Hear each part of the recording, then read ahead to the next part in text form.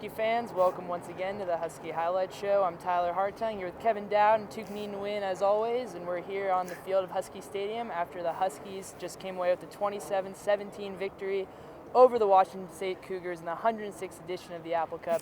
How you like them apples? So yeah, we got lots of highlights to show you guys right now, so let's take a look at them. The Huskies took the early 3-0 lead in this one, but it was the Cougars who found the end zone first as Connor Halliday tosses up the perfect fade route to Ricky Galvin. Wazoo took the 10-3 lead into the locker room at halftime. After a stagnant first half, the UW offense finally showed some life on this short pass to Bishop Sankey as he follows his blockers and goes for a 40-yard gain to take the Huskies all the way into Cougar territory.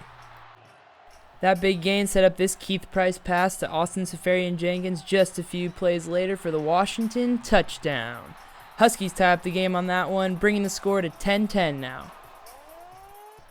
Sankey broke the school records for career rushing touchdowns and single-season rushing in this one, and he showed all his skills on the UW's next drive as he finds a hole on the sidelines here and then does the Sankey leg, 7 yards into the end zone for 6 points. Sankey finished with 200 rushing yards to go with 40 receiving. Quite the day for Bishop. But the Cougars wouldn't go down without a fight, pulling within 3 on another fade route from Halliday, this time to Dominique Williams in the corner. 7.5 minutes left on the clock, leaving the Huskies searching for a big play to stymie the late Wazoo charge. Turns out it would come just a few minutes later as senior Gregory Ducre picks off Halliday and gets mobbed by his teammates in his last game at Husky Stadium to all but seal the Apple Cup victory for Washington. But our Huskies weren't ready to take their feet off the gas pedal yet, as Price fakes the read option handoff and basically walks into the end zone and gives the home crowd a little dance in his last game at Husky Stadium. This UW touchdown brings us to our final score of Washington 27, Washington State 17, making the Huskies the victors of the 2013 Apple Cup.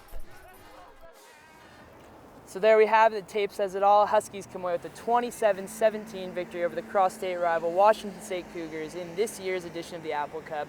But things weren't always looking so great, especially in the first half. We went into the half down 10-3. So Tukneen, what adjustments did you see on the part of the Huskies going into the second half? I think it definitely started on defense. The Huskies forced the Cougars 0 for 6 on third downs. They only scored 7 points in the second half. Then it bled over onto offense. Keith Price really got a rhythm. Bishop Sankey got going in the third quarter. And from then on, the Huskies were just controlling it all the way to the end. Kev, someone Tukneen just brought up, Bishop Sankey broke 2 big-time UW records tonight. Single-season rushing record, all-time touchdown rushing record. So obviously he's a stud, but where would you put him among the best UW backs? Well, I mean, it's a long list of good UW backs, and it's always tough to figure out where a new guy puts that sort of historical perspective. But depending on how you look at it for a brief period of time, these 2 years for Sankey, probably the best 2 years any back's ever had in school history. Corey Dillon, obviously, the guy whose record he broke tonight, was very good in '96. Hugh McElhenney in the 1950s, pretty darn good. But for longevity's sake, tough to beat Napoleon Kaufman, who still holds the career single-season rushing record. But if Sankey comes back next year, he could definitely threaten that one.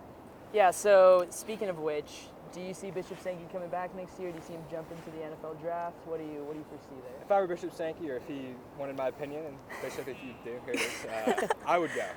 The shelf life for running backs in the NFL is so short. Average career, it's 2 to 3 seasons. So if I were Bishop, I would go get my money now and do that. But if he wants to come back, I'm sure the UW would open him with open arms. Absolutely. So with the victory in this year's Apple Cup, this marks the 8th victory of the season for the UW Huskies, and it really shows a turnaround for the program. It was a hump they couldn't get over in the previous years, and that was something that Sark touched on in his post-game press conference.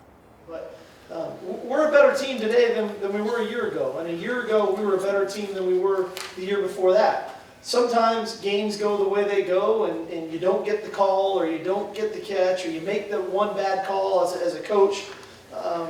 But that doesn't mean that you're not a good football team, or you're not a better team than you were the year before.